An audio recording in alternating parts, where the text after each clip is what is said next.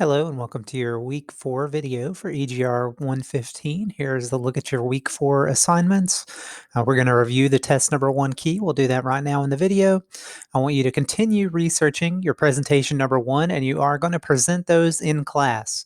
So if you're on Monday the 21st, you need to have it ready before class starts at 1 p.m. So that's a little bit different than what it says here, but you will be presenting it in class on Monday the 21st or Wednesday the 23rd, depending on which section you are in. And we're also going to review the Fitness for Duty PowerPoint and the video that we're making right now. So let's take a look at the test number 1 key. So what's cooling our reactors? Water. As long as we keep water on them, they will not melt down.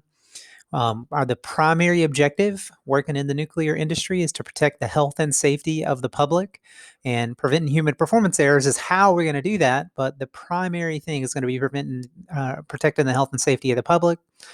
Before we work at the nuclear plant, we need to check our qualifications. So that's one thing that you'll do every day is come in and check your quals. And then before you do anything, your manager will sit down with you and have a pre-job brief. And then you want to make sure you have a procedure in your hand before you actually do any work. When somebody's looking at your resume, they're going to look at it for, on average, 8 seconds. So you can imagine them getting 100 resumes for a job. They might look at yours for 10 minutes if they like it. But on average, they might just not like the way it looks or not like somebody's name and throw it straight away. So that's going to bring the average down to 8 seconds. So operating experience is compiled by INPO. And when you're reporting an emergency at work, you need to know where, you need to know who to call, and you need to know how bad it is. So a PWR is a pressurized water reactor. And that's a type of reactor that keeps high pressure to prevent boiling in the reactor. And there's going to be a steam generator that takes that heat from the reactor and turns it into steam. So INPO is the Institute of Nuclear Power Operations. That's non-governmental nuclear regulator. SCRAM, it actually means Safety Control Rod Axeman, because theoretically there was some guy with an axe at one of the early reactors who could cut the rope that would drop the control rods in, but that's not been corroborated by anybody that was actually there. And all SCRAM means is a rapid insertion of all the control rods. A CBT is computer-based training. And OE is operational experience. We've looked at those a couple times in class and in past videos. And that's just a database of what went well and what went wrong. So we've looked mostly at what went wrong, but there's also OE databases for what went well. That way, the next time we do the job, we will take those shortcuts. So maybe it says you need this specific tool to go in with you. That way you don't dress out and get in all your contamination gear and then walk in there and realize that you're missing a screwdriver. So that would be a good thing to put in the OE, that I needed a Phillips head screwdriver whenever I actually got in there. That way the next guy doesn't get messed up and have to go back out of the area. So NRC is the Nuclear Regulatory Commission, and that's the federal government's regulator, right? As opposed to INPO, which is just a non-governmental regulator. So FME is Foreign Material Exclusion, and that is a program that prevents foreign material from entering plant systems. And then Fitness for Duty, and that's another program that helps make sure all employees are fit and ready to work. So workers haven't been using drugs and alcohol. That's a big one. They're not overstressed. They're not over fatigued, because you're probably going to be fatigued, but we want to make sure that you're not too fatigued to do a good job. So the owner controlled area, that's everything that Duke Energy owns around the plant. So there's going to be parking lots, there's going to be a water canal, there's going to be deer. So those aren't the only answers, but those, there's plenty, but those are 3 good ones. So the protected area, so now we're going inside that main razor wire fence. So the whole reactor building's in there, the whole turbine building, there's a transformer area, and again, there's lots of other things, but those are 3. And then describe the vital area and list 3 things that are vital areas. So basically, it's the place that we need to protect the most. So your ribs are kind of like your vital area. Your brain is a vital area, right? If you break your leg, you're going to be fine. But if you get damage underneath your ribs or to your brain, you're not going to be too fine. So the entry and exit is going to be the most controlled. So the control room, the entire reactor building, the diesel generator building, service water building, security areas, and the spent fuel area are the vital areas. And some of those we haven't talked about yet, but I just put them, all of them that I could think of down there.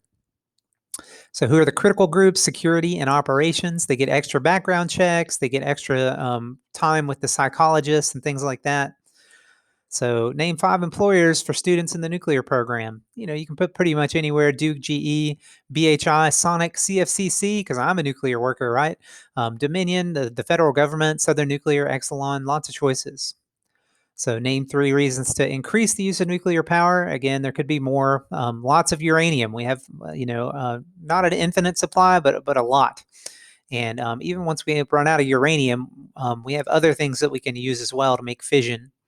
It's going to be cleaner than fossil fuels in terms of environmental damage and a very low amount of air pollution.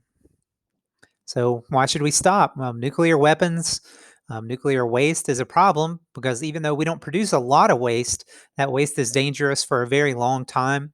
And then, of course, meltdowns is another reason to not use nuclear, to move away from it as time rolls on. So when should we do it? Take a minute every time we're going into a new area or at the start of a meeting, or even if you just get pricklies on the back of your neck while you're doing something, stop and, think about what's going on. Take a look at that card and see why, it just doesn't feel right. So, anytime you feel that way, that card can maybe cue you into what's going on that is making you not feel comfortable. So, what questions did we ask? We went through the card a few times. What hazards are in the area? Am I working in the correct area? If something goes wrong, what should I do? So, 3 colleges that accept CFCC transfers. I put 4 down here. You can literally list 3 colleges, and we'll put a check mark there. ECU is probably the one that's going to take the most of your credits. So, MIT is the one that's going to bring you the most prestige if you get a nuclear engineering degree from them. So list 3 things you should have on your resume: your education, your working experience, contact information, lots of other things that should definitely be on there, but that's kind of the bare minimum. So 3 things you should not have on your resume. So let's not put religious affiliation. Let's not put down our DUIs or say that we're the #1 beer pong player. So we'll leave things like that off. And what's the most likely component to fail? It's us, the workers. So it's very easy for us to make a mistake. It's much more likely for the pump to fail than it is for us to brain fart and fail. So the next thing, let's go through fitness for duty. So this is again that computer-based training for fitness for duty, and we'll run through this. It's around 40 pages, but it's not too mentally taxing. So the purpose of this is to talk about how you get into the plant, how you stay in the plant, right, and then behavioral observation as well. So your supervisors can watch you. So, what are the responsibilities? So, you're responsible for coming to work fit for duty. And if you see somebody else that you think is not fit for duty, you should talk to your supervisor about it. So, supervisors are watching everybody and seeing what's going on. The employee assistance program is something at the plant that's designed to help you. So, say that your supervisor is the one that you think is drunk. Well, this would be a person that you could talk to and say, "Hey, I saw this and I don't know who to talk to." Well, the EAP counselor would be a good person to. Or if you just think you have a problem, that would be a person that you could go and talk to about it. So if you fail a drug test, you go to the medical review officer and you try to explain to them why you failed it, and you just kind of cross your fingers. So HR, they look at they're going to be the ones that's firing you. And then FFD is part of security, right? So the people that are working for the FFD department, I guess, are part of the security department. So they're going to be doing the chemical testing. They'll have you pee in the cup and blow in the breathalyzer and things like that. So things that could make you unfit for duty: substance abuse, mental stress, being sick, fatigue, prescription or even over-the-counter drugs, alcohol, or your diet.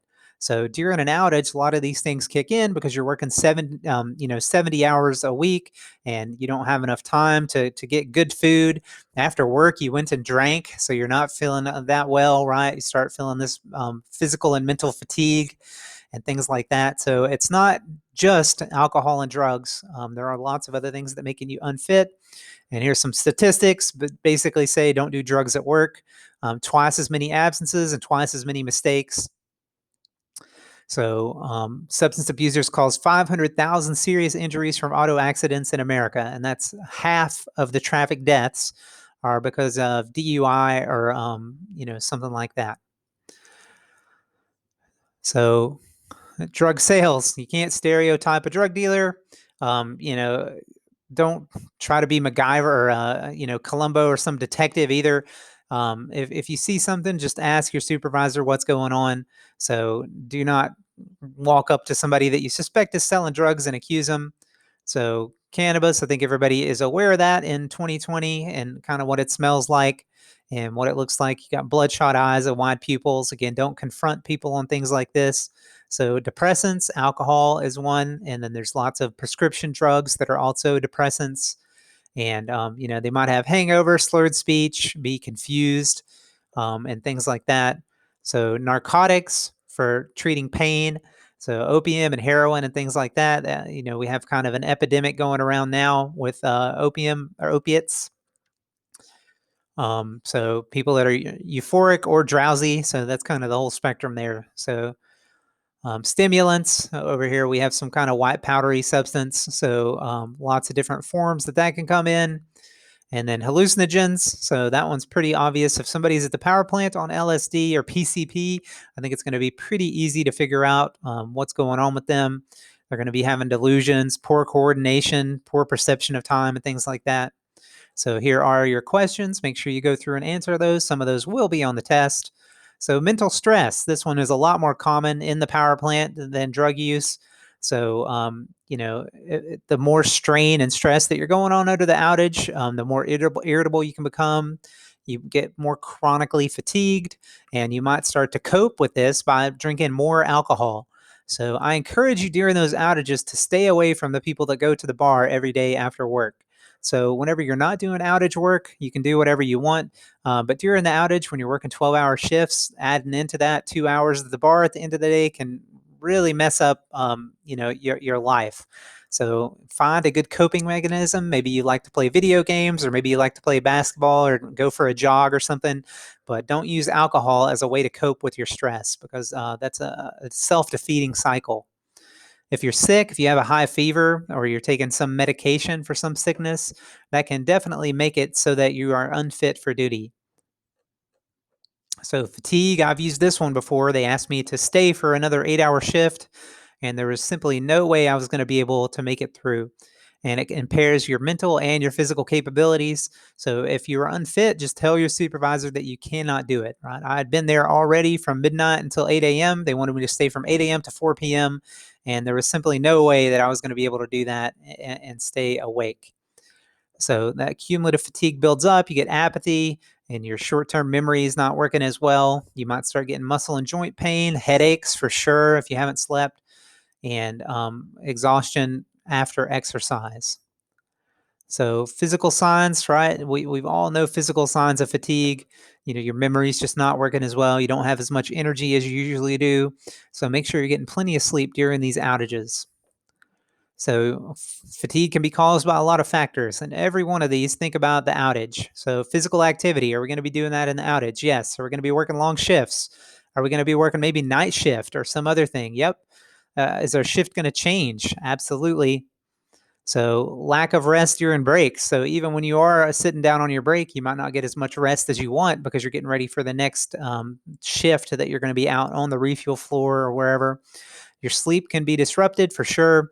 You're not getting as much exercise. You're not eating as well during the outage as you normally would. And then in the power plant, it's going to be hot, not necessarily a ton of light, and lots of background noise. So basically, every one of those can happen during an outage. So be aware that you can be fatigued. We're all human. So things that contribute to it, repetitive tasks. Look at all these switches and how easy it would be if you were a little bit tired to flip one switch to the left or right. So not having as much social interaction can certainly mess you up. And here are circadian rhythms. So for me, I like to go to bed at a certain time and wake up at a certain time. And if I start messing that up, I just don't feel right. So during the outage, you might suddenly be on night shift and your rhythms are going to be all messed up. So you have basically an internal clock, and everybody's rhythm is going to be different for this. There are some people that would much rather wake up at 8 p.m. and work all night and go to sleep at 10 a.m. Compared with somebody like me that has a more typical sleep schedule. So sleepiness while driving, very, very dangerous. And, that's probably another big chunk of driving related fatalities after drugs and alcohol. If people have sleep disorders, that can mess it up. So things like narcolepsy and sleep apnea and things like that. So getting good sleep habits, try to sleep 8 hours, try to sleep at the same time. And if you have days off, make sure you get your cooking and your laundry done during the outage. And you're going to get to go back to your normal life after 20 or 30 days. So it's better just to keep yourself nice and rested during those outages and in good shape. And then proper consumption of food, alcohol, caffeine, and medications. So alcohol and caffeine are two abusable drugs. So you want to make sure that you are not messing that up. And social interaction can help you with countermeasures. Caffeine consumption, right? This is a drug, so it's not best to compensate with fatigue by taking drugs, but it is a short term measure that can help a little bit. But it is something that if you drink coffee every day for a week, the next week all of a sudden you need a cup and a half, and the week after that you need 2 cups. So it's not a sustainable solution to fatigue. Here are some more questions. Make sure you answer those. So arrive and fit for duty. It's up to you to make sure that you come to work fit. If they call you in when you're not supposed to be there, right, and you're drunk, please just tell them, hey, I'm drunk. I can't come to work. So if you're too fatigued, just tell them that you're too fatigued. Like I said, I've done that one before. And if you have badge access and you get arrested or indicted or get criminal charges and anything that may impact your trustworthiness, you need to tell your supervisor and they will take it to security and figure it out. So any illegal drugs, abuse of alcohol, or refusal to take a drug or alcohol test, and you're going to be out the door for sure at the power plant.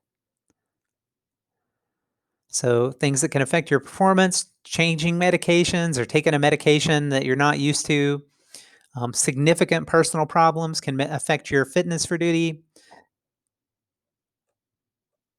So if you see somebody else losing their mind, you can talk to your supervisor about it and just, don't be the one to confront them. Let your supervisor deal with that. So you've got this guy looking all shady over here, taking pictures of this. Maybe he's been compromised by those Russians and he's sending off some things. So he's got an unusual interest in plant security. So if you see something like that, please tell security because, we don't want the North Koreans trying to invade. So frequent unexplained absences. If you see somebody taking a camera phone picture of some procedure and looking like this, please tell somebody.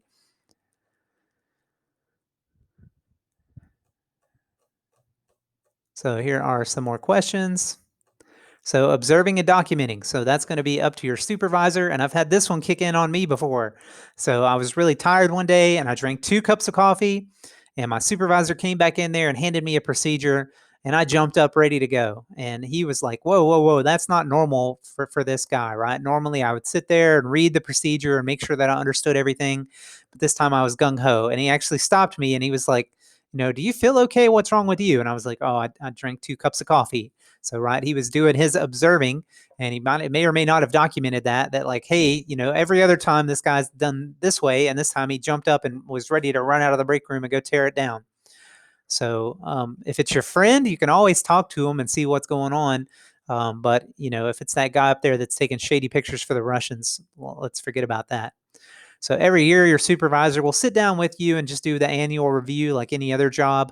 But we're going to definitely look a little bit deeper in a nuclear plant than we would if you were working at Walmart.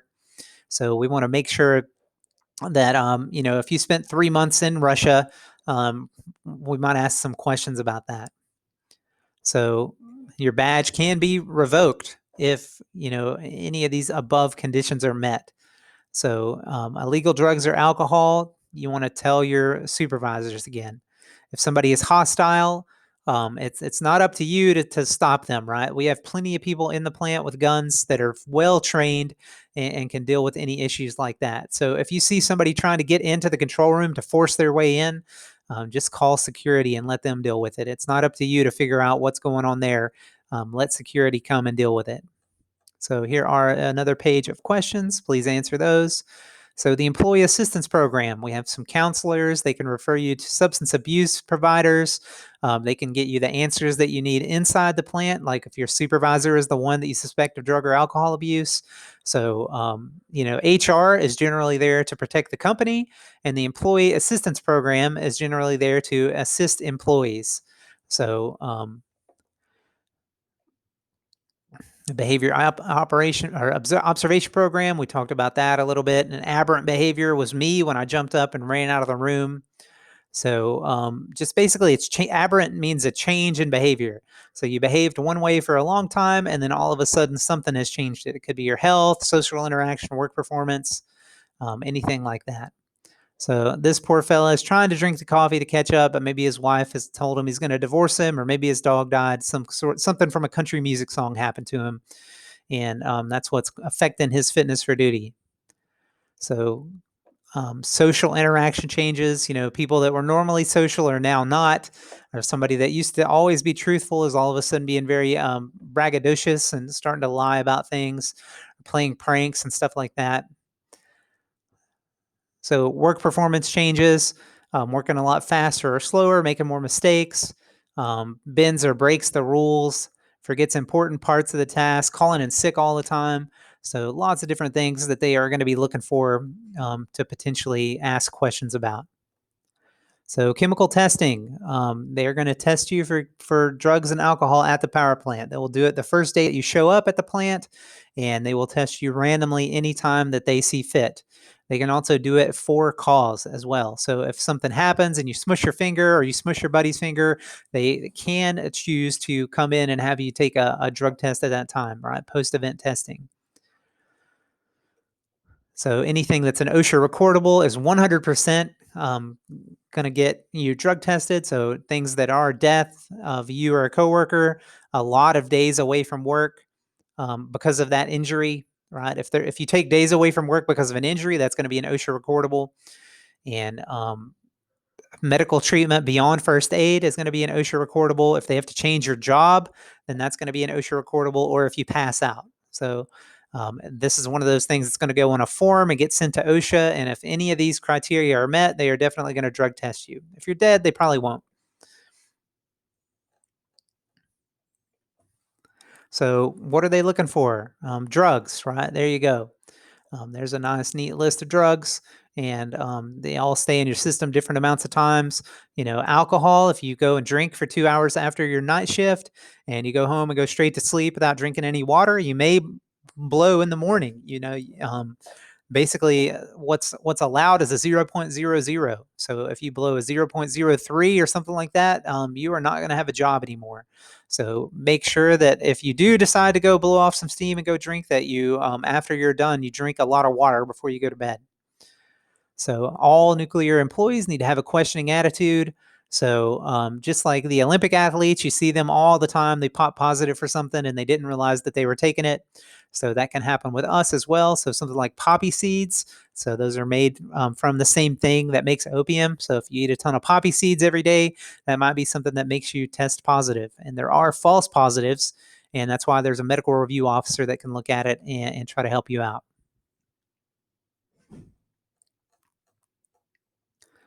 So if they tell you you're going for a test, you have no option to refuse.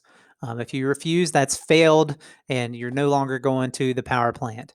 They have, it says 0.04 on here. Assume your power plant is 0.00, because if you blow a 0.01 and you've been there for 6 hours, and they'll do the math and figure out that it was higher. So you really need to be 0.00 when you're at the plant. There you go. There's the math that they can do. Um, and if you blow a 0.01 or a 0.02, they are going to count you as positive and probably get rid of you. So the medical review officer is literally doing what it says there. If they think that if you fail the test and you say, "Oh, I eat a poppy seed bagel every morning. I'm definitely not on opium." They may let you retest the retest. So the NRC has set guidelines for how long you cannot return to the power plant. If you subvert the testing process, you're going to be permanently removed from all nuclear plants. So not just the one that you're working at. So you do have to be very careful with that. There's also 5-year sanctions. So if you have a positive test result, they can ban you for 5 years from all nuclear plants. So not just the one that you're working at. Here's another little quiz for you to take with lots of good questions. And that is all we have for this week. So I hope you have a good week and